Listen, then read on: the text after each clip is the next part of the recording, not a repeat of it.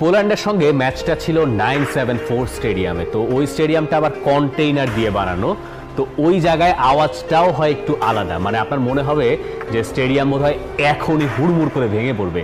যখন আর্জেন্টিনার সমর্থকেরা ওই জায়গায় পুরোপুরি গ্যালারি ভর্তি করে হাজির হয়েছেন, ম্যাচ শুরুর আগে থেকে মনে হচ্ছে স্টেডিয়াম শেক করছে।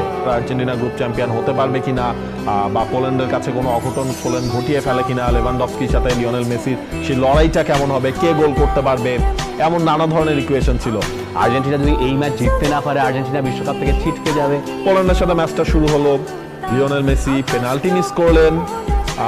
সেই সময়টা একটু অবাস্তবই লাগছিল, কারণ লিওনেল মেসি পেনাল্টি মিস করছেন, তাও সেটা ওয়ার্ল্ড কাপের মতো আসলে।